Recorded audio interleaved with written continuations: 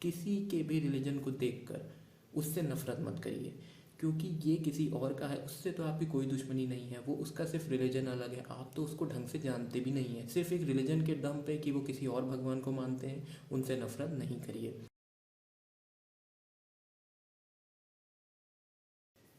Hello everyone, welcome back to the channel. दोस्तों, आज की इस वीडियो में हम बात करने वाले हैं हिंदू मुसलमान की जो हम लड़ाई देखते हैं कि उसका कारण क्या है, उसकी शुरुआत कहाँ से हुई। हम हिस्ट्री में थोड़ा पीछे चलेंगे और ये जानने की कोशिश करेंगे कि इन सब विवादों की शुरुआत आखिर हुई कहाँ से। क्या इंडिया एक हिंदू राष्ट्र था?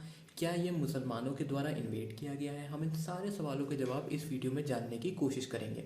दोस्तों, बात शुरू होती है 712 AD से, जब मोहम्मद बिन कासिम नाम का एक टर्किश रूलर थे जिन्होंने इंडिया पर आक्रमण किया था। आप गूगल पे सर्च करिए फर्स्ट मुस्लिम इन्वेडर, तो आपको इन्हीं का नाम मिलेगा।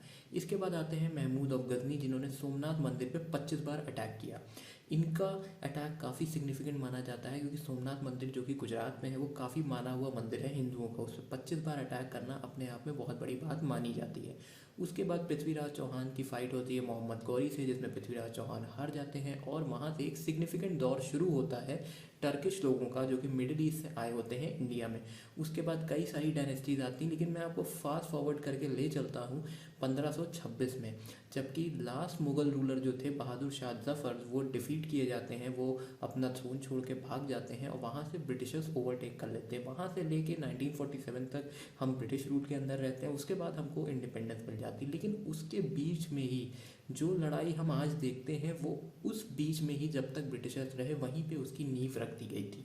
अब मैं ऐसा किस लिए कह रहा हूँ, क्योंकि अंत में जब हमको आज़ादी मिलने वाली थी वर्ल्ड वॉर 1 के, यानी कि आप मानिए 1910 के बाद या 1900 जैसे ही आया, वैसे ही ब्रिटिशर्स को ये लगने लग गया था कि कांग्रेस मजबूत हो रही है और हम कमज़ोर पड़ रहे हैं। तो इसका एक तोड़ निकालने के लिए उन लोग ने एक पॉलिसी लेके आए थे, मॉन्टे मिर्लो रिफॉर्म करके 1909 में, जिसके तहत उन्होंने क्या बोला था कि हिंदू सिर्फ हिंदूज़ के लिए वोट करेंगे, मुस्लिम सिर्फ मुस्लिम के लिए वोट करेंगे, अलग अलग इलेक्टोरेट हम बना देंगे अलग अलग सेक्शंस ऑफ सोसाइटीज़ के लिए।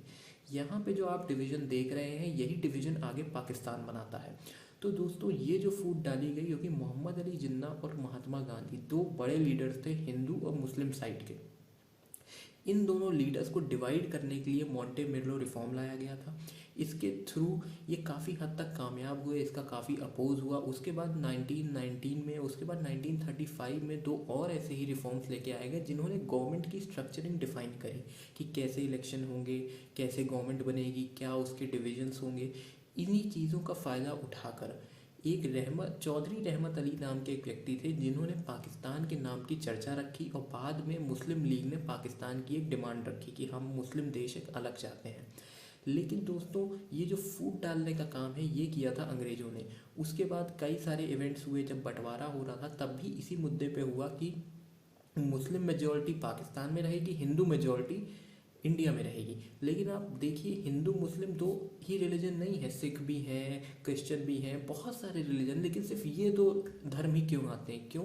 क्योंकि कांग्रेस में फूट डालनी थी। दो बड़े नेता हिंदू और मुस्लिम थे, उनके बीच में फूट डालनी थी, कांग्रेस को तोड़ना था। क्योंकि वर्ल्ड वॉर 1 चल रहा था, वर्ल्ड वॉर 2 चल रहा था, तो ब्रिटिशर्स अंदर से कमज़ोर हो रहे थे और कांग्रेस मजबूत हो रही थी। उन्हें लग रहा था कि हमने अगर अभी कुछ नहीं किया तो हम बहुत जल्दी यहाँ से छोड़ना पड़ जाएगा हमको। तो यही कारण था दोस्तों कि आज जो हम लड़ाई झगड़ा देखते हैं ये तभी से चला आ रहा है। फिर कश्मीर का मुद्दा हुआ, एक जूनागढ़ का मुद्दा हुआ, उसके बाद हैदराबाद में हुआ, उसके बाद इंडिया पाकिस्तान, इतनी लड़ाइयाँ हमने देखी। ये सब उसी फूट का नतीजा है जो ब्रिटिशर्स ने हमारे बीच में 100 साल पहले या 120 साल पहले डाला था।